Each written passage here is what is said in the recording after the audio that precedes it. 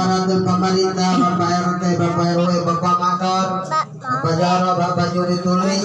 Mudah-mudahan pimpinan kita senantiasa dijadikan oleh Allah seorang pemimpin yang amanah, pemimpin yang selalu memihak kepada rakyatnya. Amin ya Allah ya Rabbal. Para jamaah, para hadirin, bapak-bapak, ibu-ibu yang dekat maupun yang jauh, yang mudah-mudahan kita semua senantiasa diberikan kesehatan oleh Allah Subhanahu wa Ta'ala, dan senantiasa selalu diberikan giroh di dalam hati kita agar selalu mengerjakan perintah Allah. Amin ya Allah ya Rabbal. Puji syukur kehadirat Zat yang Maha Ghaffur yakni Allah Subhanahu wa Ta'ala. Alhamdulillah, dengan nikmatnya lah kita dapat berkumpul di rumah Sahibul Musibah dalam rangka menalilkan. Mudah-mudahan apa yang kita baca baik dari malam yang pertama sampai sekarang malam ketiga senantiasa diterima oleh Allah Subhanahu wa Ta'ala. Bernilai pahala bagi kita yang membaca, dan khususnya mudah-mudahan pahalanya senantiasa Allah sampaikan ke dalam kuburnya almarhumah al-maghfurah Saudari Khairiyah binti Ustaz Suwari. Mudah-mudahan dalam kuburnya diampuni segala dosanya, diterima segala amal ibadahnya, dan kuburnya dijadikan raudhah min riyadil jannah, taman daripada taman surga Allah Subhanahu wa Ta'ala. Amin ya Allah ya Rabbal. Salawat beserta salam mudah-mudahan terlalu tercurah kepada junjungan Nabi besar kita Muhammad Sallallahu Alaihi Wasallam, baik beserta keluarga, sahabat, pengikut, tak lupa kita selaku umatnya, dengan harapan karang nanti di padang mahsyar kita mendapat utapatul ujmanya Nabi kita Muhammad Sallallahu Alaihi Wasallam. Allahumma sholli wa sallim wa barik alaihi. Jamaah yang dimuliakan oleh Allah Subhanahu wa Ta'ala, berbicara kematian, siapapun orangnya, apapun jabatannya, kalau ditanya mati mau nggak? Nggak mau, benar nggak? Walaupun ada jawara kagak, ditanya mau mati nggak mau. Jangankan jawara, aki-aki udah di rumah sakit, ditanya mau mati nggak mau, pengennya sembuh, benar nggak? Tapi walaupun demikian, yang namanya mati itu sudah Allah takdirkan kepada kita manusia masing-masing. Sebagaimana dalam firman-Nya, kullun nafsin dha'iqatul maut. Setiap yang bernyawa pasti akan mati. Jadikanlah acara tahlil ini menjadi tazkiratul maut bagi kita. Menjadi kita pengingat akan kematian. Mati mah nggak usah dipikirin. Kenapa? Percuma mikirin mati. Sholat kagak, itu sama juga bohong. Dipikirin aja, sholat kagak, akhirnya seminggu panas dingin. Udah panas dingin, dipikirin lagi. Dapat 2 minggu, innalillahi, mati-mati juga. Benar kan? Jadi mati mah cukup diingat. Mudah-mudahan dengan mengingat mati akan bertambah ketakwaan dan keimanan kita kepada Allah Subhanahu wa Ta'ala. Jadi berbicara kematian, malam ini kita tahlil di rumah almarhum al-maghfurah Saudari Khairiyah binti Cangwari. Belum tahu malam besok, siapa tahu di rumah kita. Enggak ada yang tahu, benar nggak? Apalagi tahun kemarin begas dikit yang meninggal, benar nggak? Gara-gara usir corona, ditanya dikit-dikit corona. Apa hikmahnya sebenarnya mah corona bagi kita? Apa hikmahnya? Jadi kita orang kita orang kampung nggak belagu, benar nggak?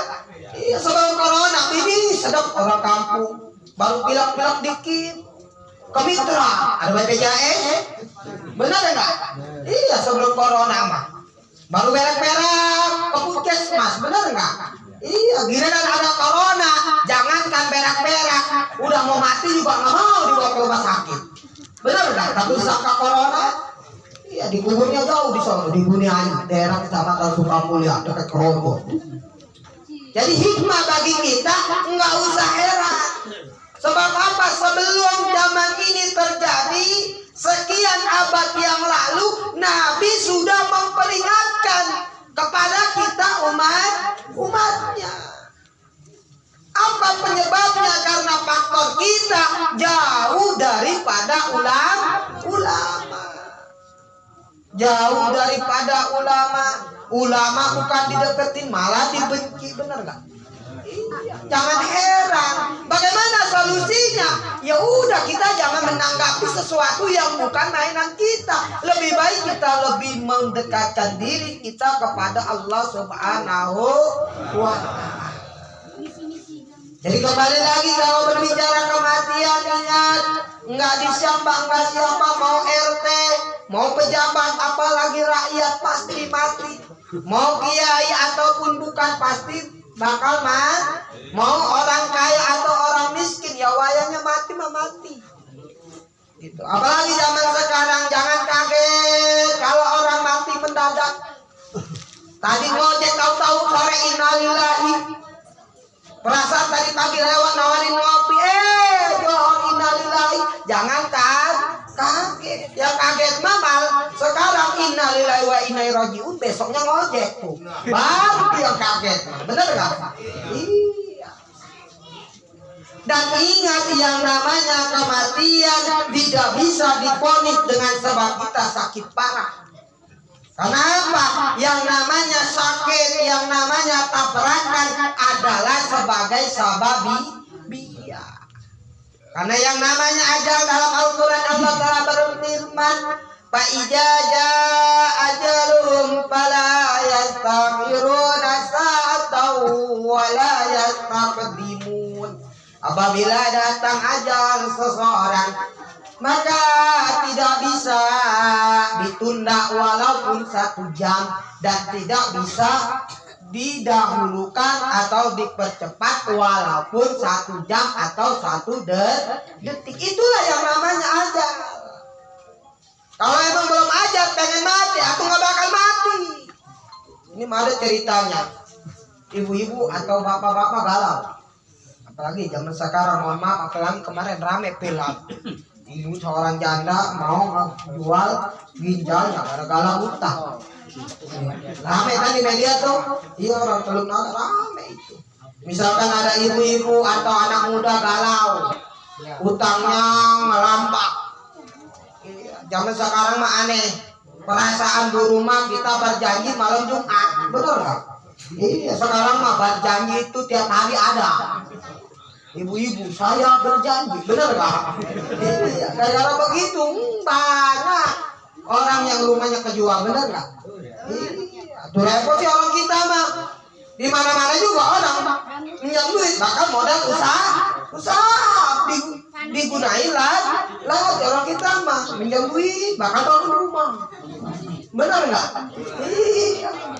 Jadi ceritanya ibu-ibu atau ya ibu-ibu dah, contoh maaf nih ibu-ibu ya, ibu-ibu galau, utangnya banyak, Senin ada yang nagih, Selasa sampai Rabuan banyak yang nagih juga, galau naik ke atas tower, loncat dari tower, karena belum ajalnya, pas loncat mati kagak, pincang iya, bener nggak?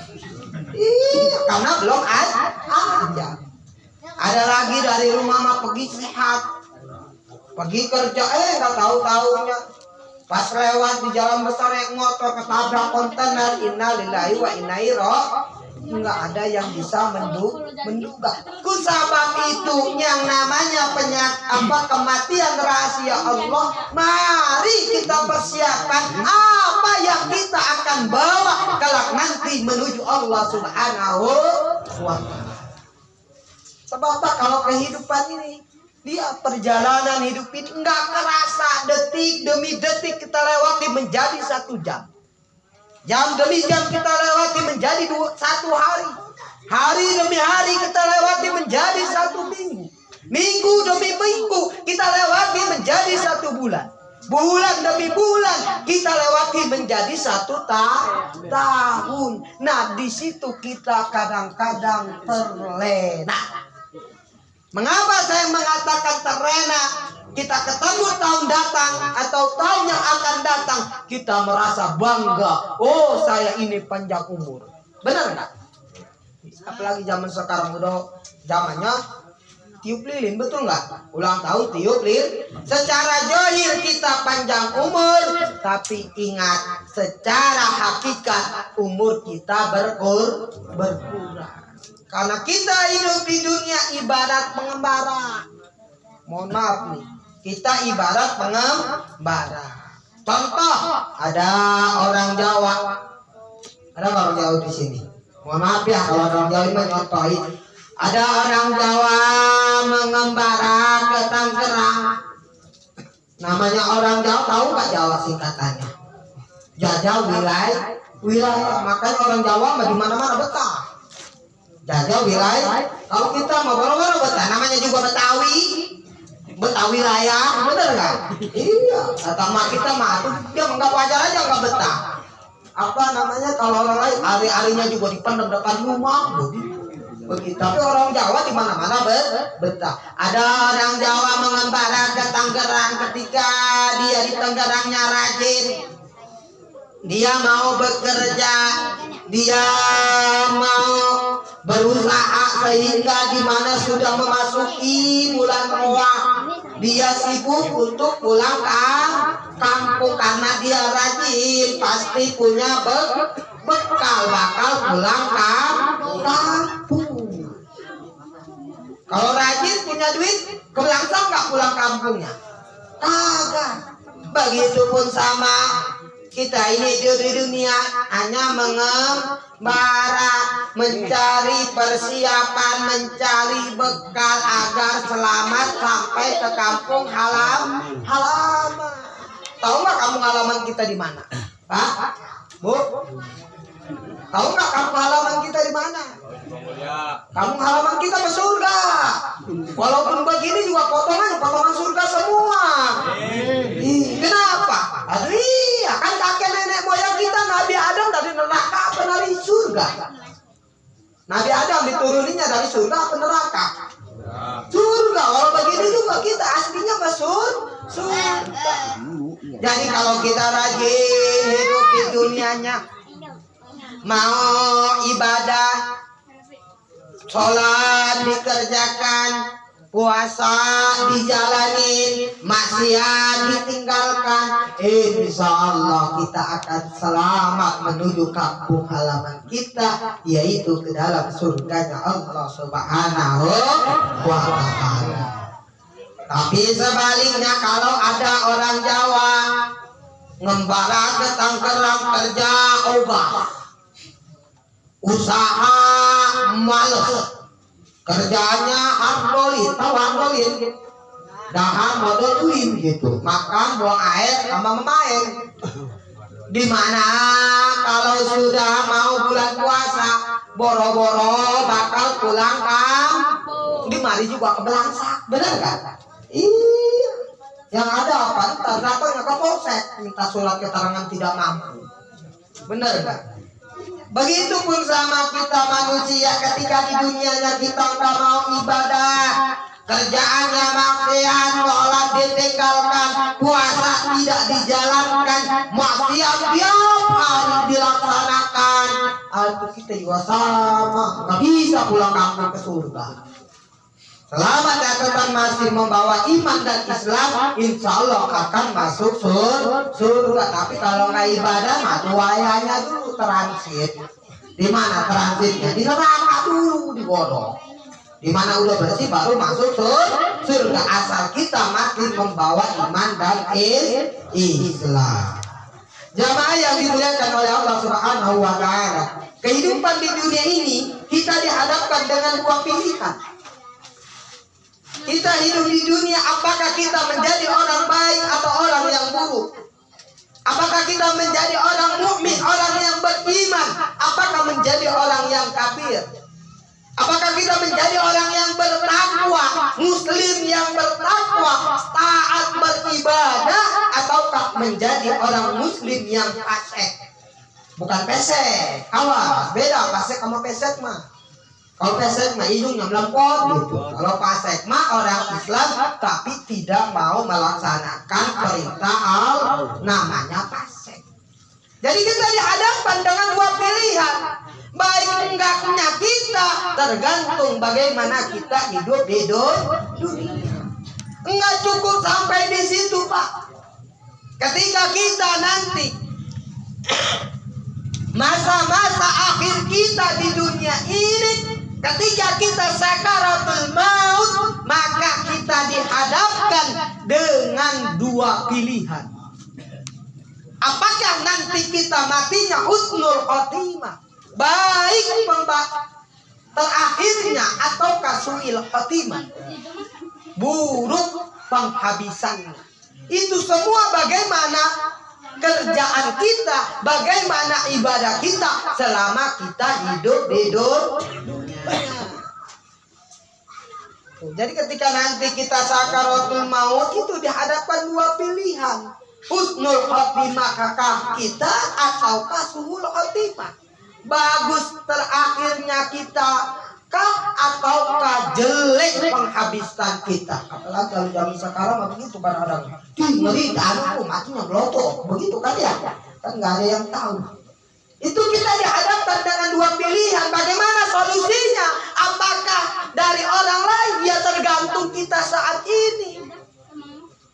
Kenapa demikian? Allah udah ngasih ciri. Kalau ente, kalau kamu pengen ke surga ya ibadah, kerjakan salat. Wa ma khalaqul jinna wal insa illa liya'budun. Tidaklah kuciptakan jin dan manusia kecuali untuk beribadah kepadaku, kata Allah. Ya kalau pengen dapat masuk surga mah kudu ibadah. Walaupun masuk surganya kita bukan karena ibadah kita, Pak. Ibadah kita mah nggak ada apa-apanya, Pak. Satu riwayat mengatakan ada seorang ulama yang rajin ibadahnya ratusan tahun. Ketika itu dia komplain ke malaikat. Kenapa? Malaikat mengatakan dia masuk surga karena ridha Allah, bukan karena ibadahnya. Boleh sombong. Sombong amat. Itu bukan karena ridha Allah. Karena saya rajin ibadah. Pas dihitung-hitung apa kata malaikat? Coba bandingkan ibadahmu yang ratusan tahun dengan satu kenikmatan bisa melihatnya mata, masih belum bisa terbayar. Subhanallah. Maka kita di dunia mencari ridha Allah, bagaimana? Laksanakan perintahnya. Nggak bedanya kita kerja nih. Logikanya lah, kita kerja di pabrik, kan otomatis kudu nurut perintah bos. Kerjanya yang rajin. Kalau rajin mah pasti disayang bos.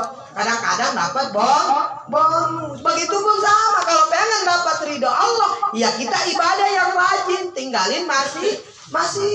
Tapi sebaliknya, orang kerja di pabrik, masuk ke mau-maunya, kerja ogah-ogahan kayak punya kakek nenek moyangnya begitu. Dialem gak sama bos? Kayak ada juga besok dipecat, benar gak?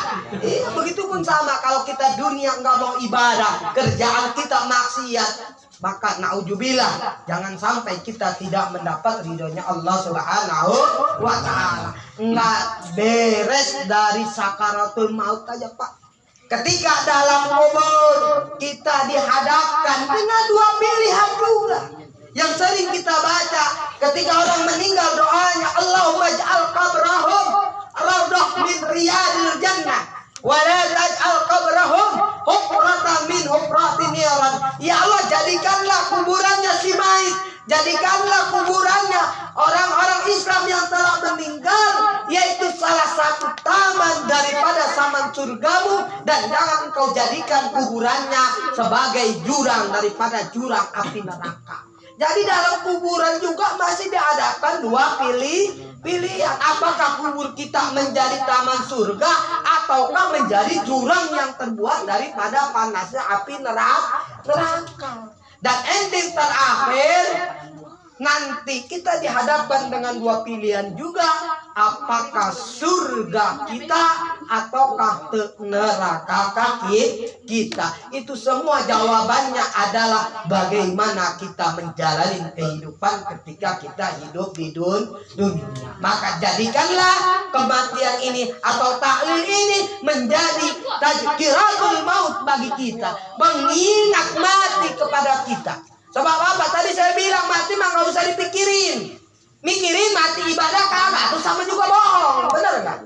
Iya, nggak bedanya. Contohnya pengen ke Kampung Melayu, duduk aja, bakal nyampe nggak ke Kampung Melayu? Kagak. Tapi kalau jalan kaki, walaupun satu hari satu malam pasti nyampe. Mikirin mati ibadah kagak tuh kayak begitu tuh. Gimana nanti mau merasakan kehidupan yang kekal dengan penuh kebahagiaan kalau kita di dunia tidak mau bersujud, kalau kita di dunia tidak mau beribadah kepada Allah Subhanahu wa ta'ala. Mudah-mudahan kita doakan almarhum Ma Khairiyah binti Cangsuari senantiasa matinya membawa iman dan Islam, kuburnya dijadikan taman-taman surga oleh Allah Subhanahu wa ta'ala, dan kelak endingnya masuk ke dalam surganya Allah Subhanahu wa ta'ala. Amin ya Allah ya Rabbal. Jamaah yang dimuliakan oleh Allah, sebelum saya akhiri, saya ngasih oleh-oleh Pak, agar kita manusia menjadi bahan renungan kita. Apa yang harus kita lakukan di dunia ini? Mana yang harus kita cintai, mana yang harus kita jadikan kekasih. Bahwa dalam kitab Ayyuhal Walad, Imam Hatim Al-Aqsam ditanya oleh gurunya, ini Imam Syafi'i. Jadi Imam Hatim itu belajar selama 30 tahun di Imam Syafi'i. Pas ditanya, wahai Hatim, kata gurunya, kamu selama belajar dan berkhidmat kepadaku, apa yang sudah kamu hatamkan, apa yang sudah kamu dapat? Apa dijawab oleh Imam Hatim? Wahai guru, saya selama berkhidmat dan mengaji kepadamu, saya tidak pernah mendapatkan satu kitab pun. Saya tidak pernah, jangankan 1,5 kitab pun tidak pernah ada yang masuk kepada saya kecuali 8 faedah. Jadi itu 30 tahun ngaji itu bisanya 8 faedah gitu. Makanya sangat susahnya ngaji. Beda zaman sekarang mah. Ya benar nggak? Sekarang mah ngajinya sebentar pengen jadi kiai, benar nggak? Ya, ulama dulu mah boro-boro. Tanya Cang Wari Cang Akub 3 tahun atau 3 bulan baru bisa nyalain api. 3 bulan lagi baru bisa masak nasi liwet. Begitu. Kalau sekarang mah pengen setahun jadi kiai, repot gitu. Jadi Imam Hatim itu belajar selama 30 tahun hanya mendapat 3 faedah yang diterapkan dalam hidupnya. Saya nggak akan membahas yang banyak, hanya 1. Sebagai apa? Agar kita selamat nanti ketika menghadap kepada Allah Subhanahu wa ta'ala. Kata Imam Hatim, saya melihat bahwa manusia masing-masingnya mempunyai kekasih. Manusia mempunyai orang yang dicintai, bahkan dia saling merindui satu sama lainnya. Kayak Jahit punya pacar Hindu, saling mencintai. Itu masing-masingnya saling rindu, bener nggak? Apalagi zaman anak muda zaman sekarang banyak yang lebay. Sehari tak bertemu bagaikan setahun. Itu baru pacaran, ntar kalau udah nikah mari boro-boro begitu. Lihat dia lagi, benar nggak? Ya, bapak-bapak ya. Jadi kata Imam Hatim, manusia mempunyai kekasih, tetapi tidak ada kekasihnya yang setia menemani dia sampai masuk ke dalam kubur. Yang menjadi kekasihnya, yang dicintainya, pasti menemaninya sampai sakit menjelang ajal. Benar nggak? Ada bini lakinya sakit, lakinya ditemenin, lagi sakit ditemenin sampai meninggal dunia. Nggak ada yang meninggal ikut ke dalam kubur, benar nggak? Iya. Ada lagi sebagian menemaninya sampai mengantarkan ke tempat peristirahatan terakhir, yaitu ke dalam kubur. Ya kan, orang meninggal itu kan yang ngantar 3.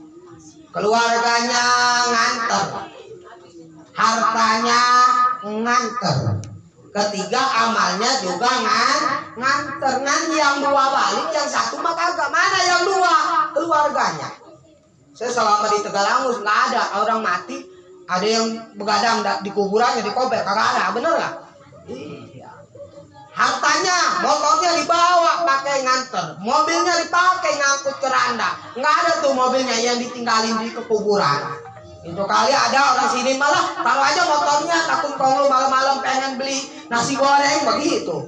Iya, karena ada hanya amal ibadah. Itu kata Imam Hatim. Maka kata Imam Hatim Al-Asim, hasil beliau bertafakur bahwa afdalu mahbubil mar'i, yaitu adalah kekasih yang paling utama yang dicintai oleh seseorang, yaitu tadahulu fi qabri, yaitu sesuatu yang bisa mau ikut masuk ke dalam kubur. Wa yu'anisahu fihi, dan juga sesuatu yang bisa menghibur dia ketika di dalam kubur. Kata Imam Hatim Al-Asim, dilanjutkan kembali, tidak aku temukan sesuatu itu kecuali amal ibadah. Maka mulai detik ini, kata Imam Hatim Al-Asim, aku jadikan amal ibadah, amal soleh sebagai kekasihku, agar nanti dia mau menemani aku masuk ke dalam kubur dan menerangi kuburku dan menghiburku di dalam kubur. Jadi intinya begitu, Pak. Amal ibadahlah yang setia. Nggak ada cinta sehidup sama mati. Bohong. Kalau nggak percaya belah dadaku, mau dibelah mah kamu, dia takut mati, begitu, benar nggak? Ada laki atau bini nangis, lakinya itu sampai mau cerita, berapa 40 hari udah kecantol duda, benar nggak? Iya. Atau lakinya, bininya nangis, sampai keposelan di kuburan. Aduh, pokoknya nggak ada yang kayak lu, waduh, pokoknya ku cinta mati. Dapat 2 minggu, dapat 15 hari. Kecantol nggak ada, benar nggak? Jadi nggak ada cinta sehidup mati kecuali kita jadikan amal ibadah sebagai kekasih kita agar kelak menerangi kita di dalam kubur. Amin ya Allah ya Rabbal. Mungkin itu saja dari saya, kurang lebih mohon maaf. Akhirul kalam, wassalamualaikum warahmatullahi wabarakatuh.